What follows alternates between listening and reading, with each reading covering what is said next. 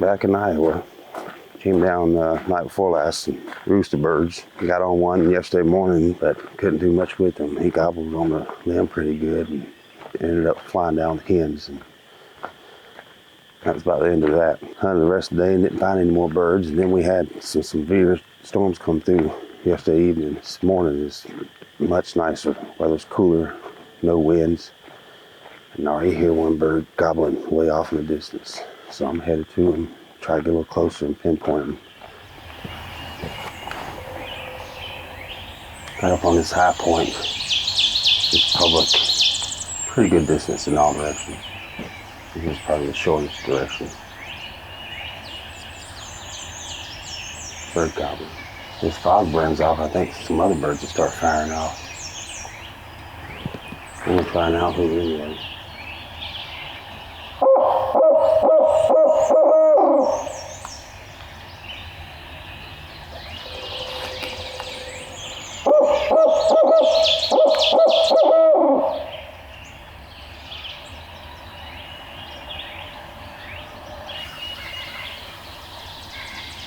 Oh, he's hammering over there. Can't believe how far away I can hear that gobble. It's like a mile and a half away. He must have been in a tree this morning and I heard him so easily that I took off after him and he must have fallen down because he got quieter or I didn't hear him at all. I kept hearing the distant one and he's just gobbling lights out over there, but he's so far away he's on the private. It's just crazy how far away he is and I can still hear him.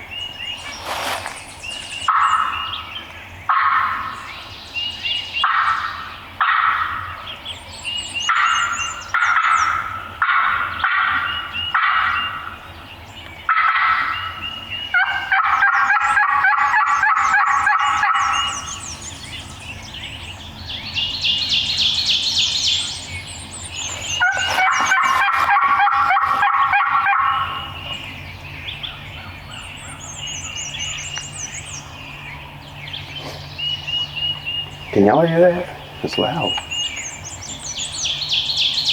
I'm gonna hang out here just for a few more minutes and see if anything gobbles in the other directions. And he's just going at it.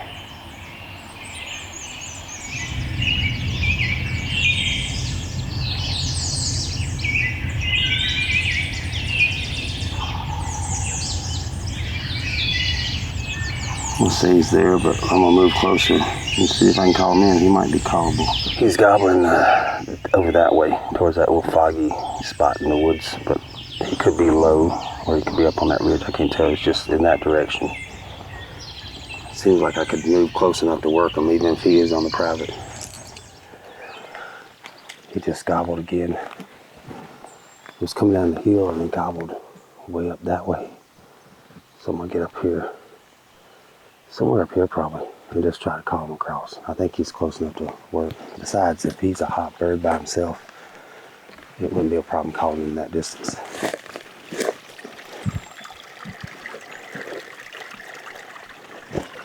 I'm gonna use this ravine for cover and get up here and just slide up to a tree and just try to call him across. I don't wanna have this ravine in between me and him anyway.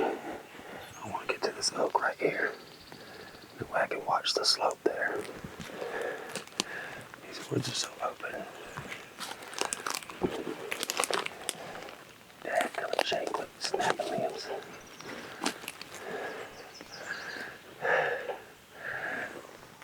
Okay, he gobbled. He's far enough away I can move better. Sounds like he's in the private field. I'm gonna get a little bit more elevation, but not a whole lot. There's a big oak up ahead. I'm gonna sit down there.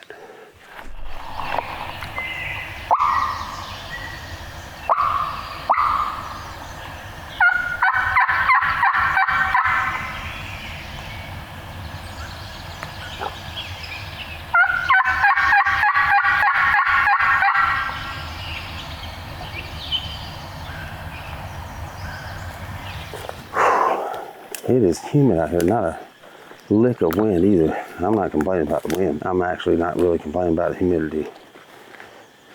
I can deal with this. I'd rather have this than bunch of wind or rain. I can hear them pretty good. I don't know how it's affecting the gobbling. They seem to be gobbling pretty good earlier this morning, but they've shut down now. And that's not unusual. It's getting later in the morning. Anyway, I'm coming up on some fields here. There's like 3 or 4 that I'm gonna end up going by. And I'm gonna just stay down low from them a little bit and call up to them in case there's any birds up there. I'm gonna get a little closer before I make my first call. Owl hooted back there, but nothing gobbled to it. And I got some real owls across the ridge hooting.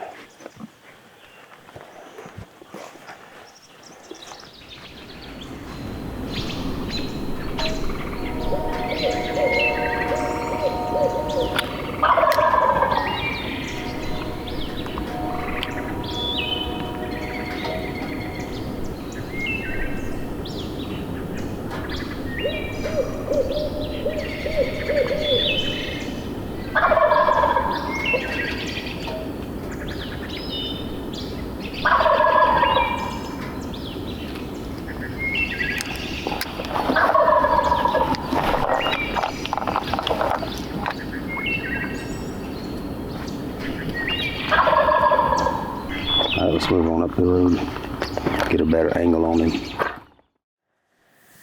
Managed to roost a few birds yesterday evening. Had 4 of them actually to pick from, 4 different locations. Aaron Warburton and Ted Zangerly from the Hunting Public are in the area. And they didn't roost any birds, so they're going after one of the 4 that I roosted. And having a string of bad luck since Joel killed his. Birds that fly down the hens, other hunters bumping birds that I had roosted. You name it. Don't get me wrong, it's been fun. The entire experience, you know, it's fun. Well, maybe not at the moment, but when you look back at it, it's like, yeah, that was a enjoyable experience. I might like to do it again. I think I'm about somewhere between 125 and 150 yards from this bird. I would have liked to got closer to this bird. But this point that he's roosted out on is just wide open. Luckily, I found these 2 big trees right here. It's got one to my right and this one right here that I can sit in between, and I'll be able to shoot right over top of it. This flat is just so open that I'm not gonna do much calling at all, just enough to let him know there's a hen up here, and hopefully he comes up to investigate it and gets in the gun range. Won't be long, we'll hear that first gobble. Probably another 20 minutes or so. It's just starting to get a little bit light. Just enough to see a little bit out in front of me.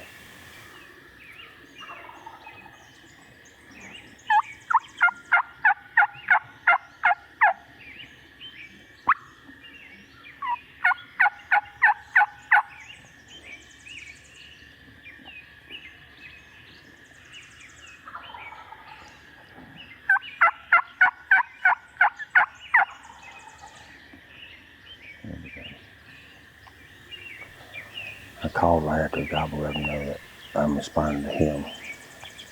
And that time he gobbled, I responded and he gobbled right back. So I probably don't need to call anymore, just sit here and wait. Let him decide to come up here looking for that hen. Especially with how open it is. And only call to him if I need to direct his, change his direction, like if he's dropping off the point off to the left or right. Just to kind of steer him in my direction. So there he is.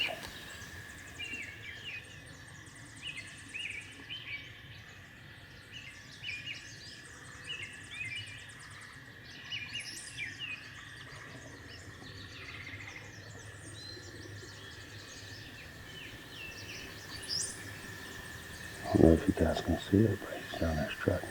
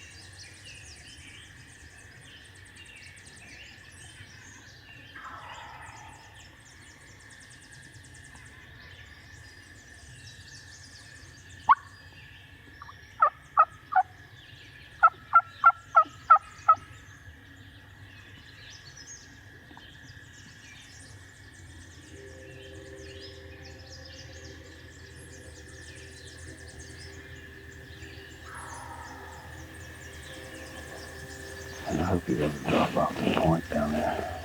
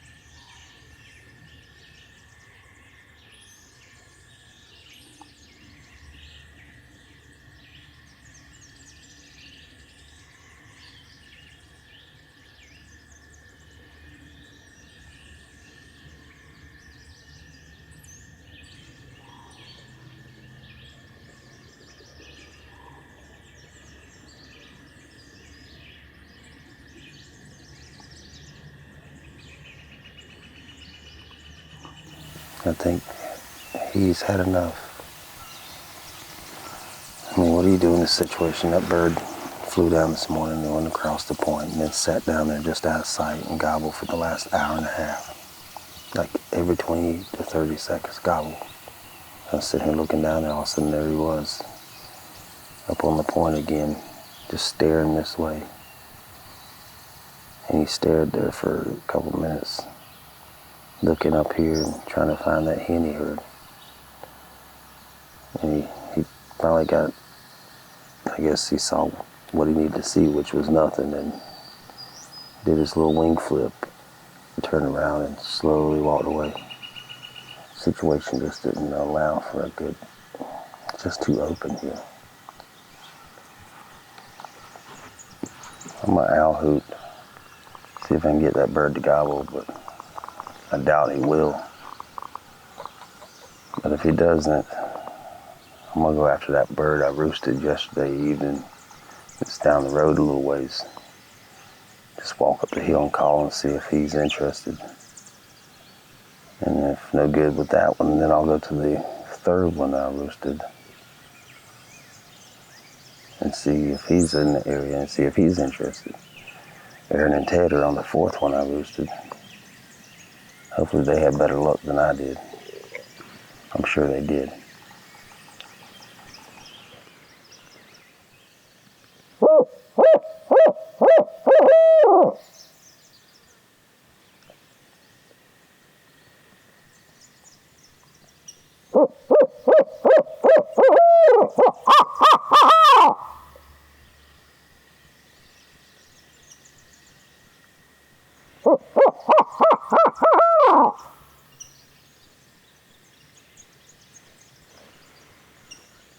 Kind of what I figured. Back in to a new area I haven't hunted yet. It's hot out here. It's like 95 degrees. That's what my truck says. Anyway, I'm just getting up on this first point, and I'm gonna call and I'm gonna just walk the perimeter. This is a big ridge system here. There's a field up on top, and I'm gonna just kind of work the edges real slow. Try to stay down below the hill and try to strike a bird. Call him in and kill him.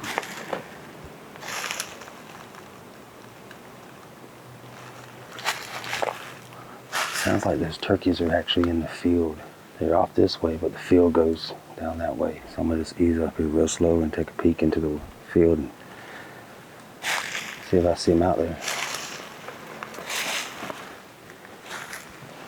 I'll sit right here, and then I can also see into the field.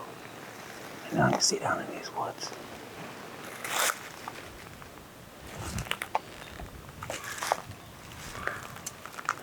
See if I can get to the shad park. Make sure there's no turkeys in the field.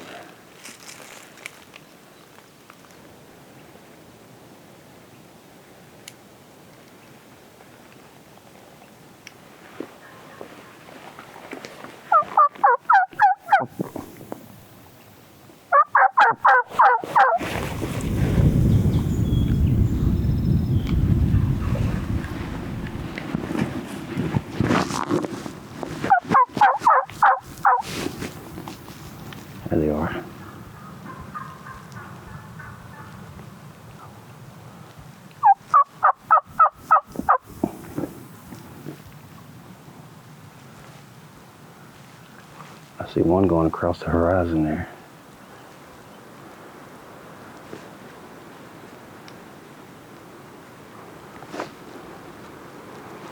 Probably not the one yelping.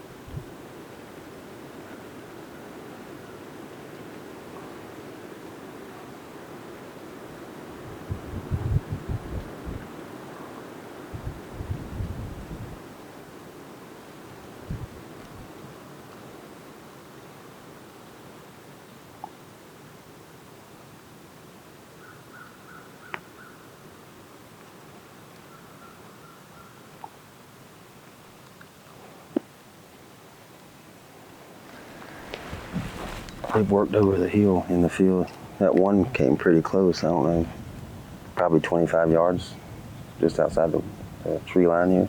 I think there was 4, maybe 5 jakes. I saw another bird early on that looked like a hen. I could just see the top of his back though, so it could have been a jake also.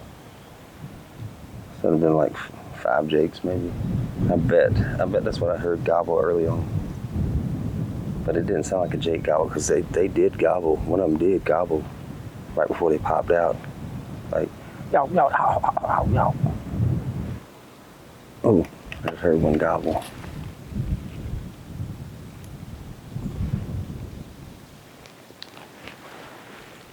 I bet it is. I bet it's a flock, or like a tom and some hens, and the jakes are just kind of hanging nearby. You know, not necessarily right beside them, but, you know, staying in the vicinity. Oh, there's a strutter right here. There's a strutter right on the edge of the field. I could probably kill him.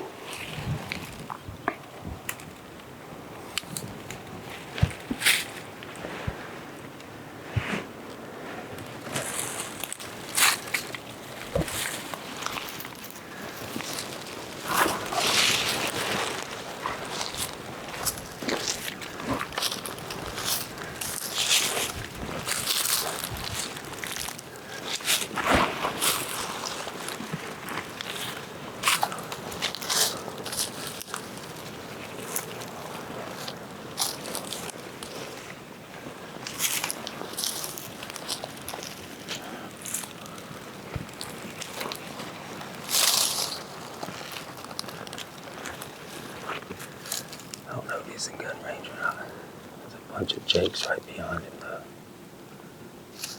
I'm pretty sure it was a strutter right here at like 35 yards. But I don't want to lean up yet with those jakes. They're going to be directly behind him.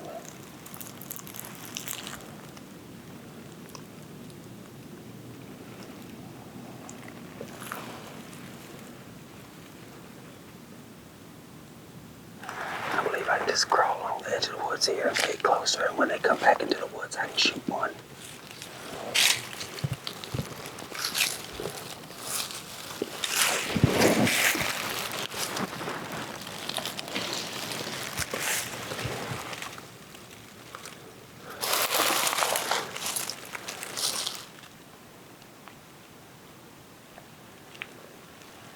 I can hear a spitting drum pretty easily now.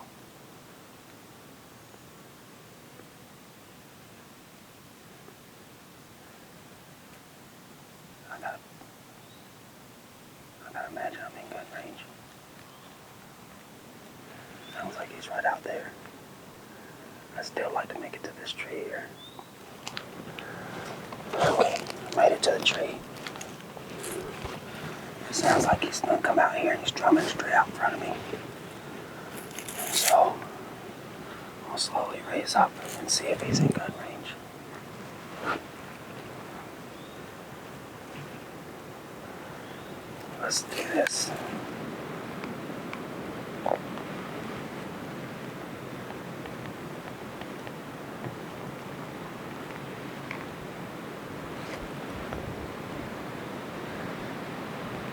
I don't see him. He must be on the side of this thick brush. Oh, there he is right there.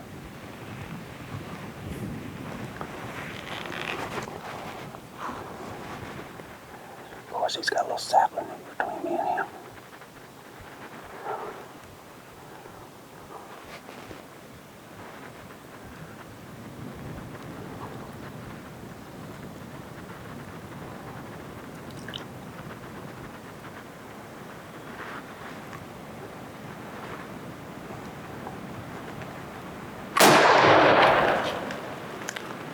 Oh, I got him.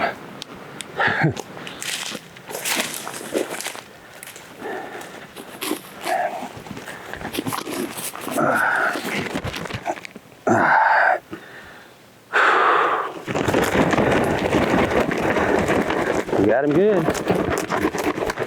Oh, hit me right in the nuts. If you look right back in there, you see the 4 trees in a group. 1 to the left and then 3 that kind of go in a row away from me. I was back there at that second tree. And then I think I'm probably 30 yards away right now from where I shot him, where I was standing when I shot. That's a beautiful gobbler.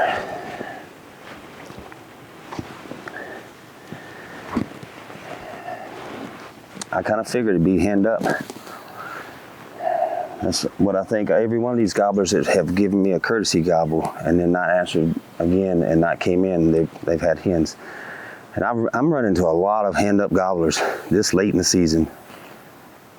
And I know they say the breeding is photo period, but man, there's got to be something to this extremely cool spring we've had up until just this week. It's got to be playing a part because I rarely run into all these hens with gobblers this time of the season. Man, I'm so pumped. I have been grinding for days to fill this tag. I think I'm gonna drink a beer tonight to celebrate. How about we check these hooks out? Because I know you guys want to see them, because he's got some good ones. It's a big old fat sharp one there. And that in there, that is well over an inch. We'll say 1.1/8, might be 1.25 inches. It's pretty long. And his beard is not too shabby either. Oh, those things are sharp. Oh, dandy beard.